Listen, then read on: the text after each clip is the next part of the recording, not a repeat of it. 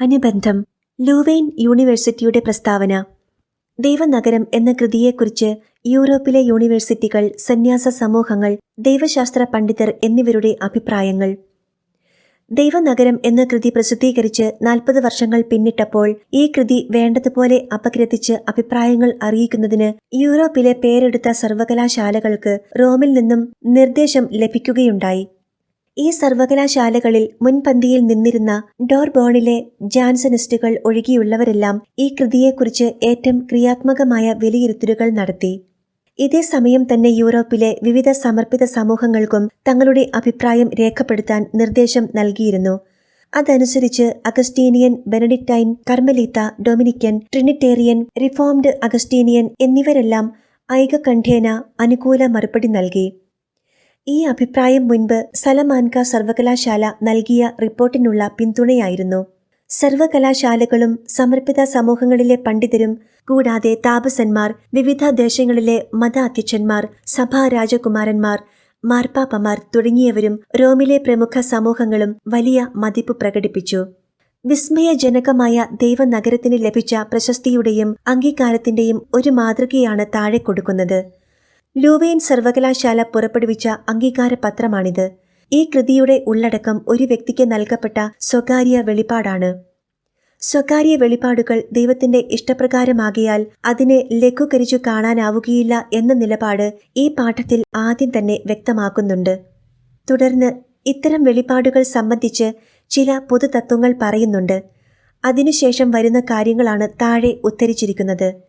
ദൈവനഗരം എന്ന ശീർഷകത്തോടെ പ്രസിദ്ധീകരിക്കപ്പെട്ടിരിക്കുന്ന ഈ ഗ്രന്ഥം ഉൾക്കൊള്ളുന്ന വെളിപാടുകൾ സംബന്ധിച്ച് സഭയുടെ തീരുമാനങ്ങൾ പൂർണ്ണമായും ഞങ്ങൾ അംഗീകരിക്കുന്നു.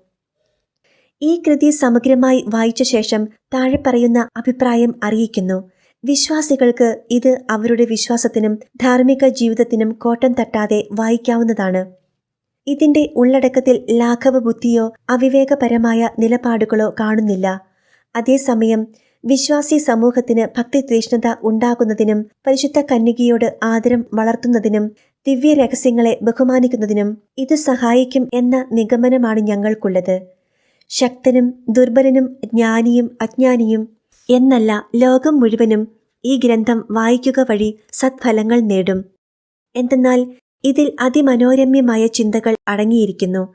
ഇതിന്റെ രചനാശൈലി ലളിതവും വായനാസുഖം നൽകുന്നതും സുതാര്യവുമാണ്. അതിനാൽ ഈ കൃതി തുറന്ന മനസ്സോടെ വായിച്ചാൽ വിശുദ്ധ രഹസ്യങ്ങളെ അനായാസം സമീപിക്കാനും ആഴത്തിൽ അറിയാനും സഹായകമാകും. മേൽ വിവരിച്ച ലാളിത്യത്തിനുപരി ഈ കൃതിയിൽ പല പ്രമാണങ്ങളും മൂല്യവുമുള്ള തെളിവുകളും മറ്റു പല കൃതികളിലും കാണാറുള്ള പരസ്പര വൈരുദ്ധ്യങ്ങളുടെ അഭാവവും കാണാം. ഈ കൃതി തികഞ്ഞ സ്വാഭാവികതയോടും വിസ്മയകരമായ രീതിയിലും തിരുലിഖിതങ്ങളിലെ പല വ്യാഖ്യാന പ്രശ്നങ്ങളും അനായാസം വിശദീകരിച്ചു തരുന്നുണ്ട്. ഓരോ ഘട്ടത്തിലും അസാമാന്യ വൈശിഷ്ട്യമുള്ളതും വാക്കുകളിൽ ഗൂഢമായിരിക്കുന്നതുമായ വ്യാഖ്യാനങ്ങൾ നമ്മുടെ മുൻപിൽ തുറന്നു വയ്ക്കുന്നു. അവയ്ക്ക് അർത്ഥം നൽകി പ്രകാശിതമാക്കുന്നു. ചുരുക്കി പറഞ്ഞാൽ ഈ കൃതി തിരുലിഖിതങ്ങളിലെ അനേക സംഭവങ്ങൾ കോർത്തിണക്കി ഒരു ആഖ്യായികയാക്കി പരിശുദ്ധ അമ്മയുടെ ഉദ്ദേശമനുസരിച്ച് രചിച്ചതാണ്. അധ്യായ സമാപനത്തിൽ പരിശുദ്ധ രാജ്ഞിയുടെ വചസ്സുകൾ സന്തോഷം പകരുന്ന ധാർമ്മിക പ്രബോധനങ്ങളാണ്. നന്മയെ സ്നേഹിക്കാനും തിന്മയെ വെറുക്കാനുമുള്ള ദിവ്യമായ പ്രചോദനം തികഞ്ഞ സ്വാഭാവികതയിലും തെളിമയിലും പകർന്നു തരുന്നു. അവ ആഴമായ ബോധ്യങ്ങളായി നമ്മുടെ ബുദ്ധിയിൽ പതിയുകയും ആത്മാവിൽ വിശുദ്ധ അഭിലാഷങ്ങളെ ഉണർത്തുകയും ചെയ്യുന്നു. ഇവയെ ധ്യാനിക്കുമ്പോൾ നമ്മുടെ ഉള്ളിൽ സാധാരണ രചനകൾക്ക് നൽകാനാവാത്ത ഒരു സന്തോഷം നിറയുന്നു. ഒരു കൗതുകത്തിന്റെ പ്രചോദനത്തിൽ വായിച്ചു തുടങ്ങുന്ന ഈ കൃതി അവസാനം വരെ വായിച്ചു തീർക്കാനുള്ള ഉത്കടമായ ആഗ്രഹവും താൽപ്പര്യവും ജനിപ്പിക്കുന്നു. ഈ രചന പ്രകടമാക്കുന്ന പുതുമയും വൈവിധ്യവും നമ്മെ സന്തോഷിപ്പിക്കുന്നു. ആത്മാവിൽ നവോന്മേഷം നൽകി ലൗകിക സന്തോഷങ്ങൾക്കപ്പുറത്തേക്ക് നമ്മെ നയിക്കുന്നു. ഒപ്പം തന്നെ സന്മാർഗോപദേശം നൽകി അനുവാചകരിൽ നവ്യമായ തീഷ്ണത ജനിപ്പിക്കുന്നു. ഈ ഗ്രന്ഥത്തിൽ ഈശോയുടെയും പരിശുദ്ധ അമ്മയുടെയും പുണ്യജീവിതങ്ങളെ ആഖ്യാനം ചെയ്തിരിക്കുന്നത് അവരുടെ യോഗ്യതകൾക്ക് ഏറ്റവും അനുയോജ്യമായ രീതിയിൽ തന്നെയാണ്. ക്രിസ്തുവിന്റെ മഹിമയെയും രാജകീയ മഹത്വത്തെയും ഉചിതമായി വർണ്ണിച്ചിരിക്കുന്നു. അത് പരിശുദ്ധ കന്യകയുടെ പരിശുദ്ധിക്കും ആ മഹത് മാതൃത്വത്തിന്റെ അന്തസ്സിനും ചേർന്ന തരത്തിലാണ്. എന്തെന്നാൽ ഈ ഗ്രന്ഥം മുഴുവനും വായിച്ചിട്ടും അതിലൊരിടത്തും കർത്താവിൻ്റെയോ പരിശുദ്ധ മറിയത്തിൻ്റെയോ യോഗ്യതകൾക്കുതകാത്ത യാതൊന്നും ശ്രദ്ധയിൽപ്പെട്ടിട്ടില്ല. ഇങ്ങനെയൊക്കെയാണെങ്കിലും ദോഷൈക ദൃക്കുകളുടെ ഭാഗത്തുനിന്ന് വിമർശനങ്ങൾ ഉയരുന്നത് ഒരു പുതുമയല്ല. ഇക്കാലത്ത് മനുഷ്യരിൽ നിന്നും എതിർപ്പ് നേരിടാത്ത ഏതു ഗ്രന്ഥമാണ് പ്രസിദ്ധീകൃതമായിട്ടുള്ളത്? തിരുലിഖിതങ്ങൾക്ക് പോലും പണ്ഡിത സമൂഹത്തിൽ നല്ലൊരു വിഭാഗത്തിന്റെ ആക്രമണങ്ങളിൽ നിന്ന് ഒഴിവാകാൻ ദൈവം അനുവദിച്ചിട്ടില്ലല്ലോ. പേഗൻ സംസ്കാരത്തിന്റെ ചിന്തകളിൽ നിൽക്കുന്നവരുടെ തത്വജ്ഞാനം തന്നെയും ക്രൂശിതനായ കർത്താവിന്റെ കുരിശിനെ എതിർക്കുക മാത്രമേ ചെയ്തിട്ടുള്ളൂ.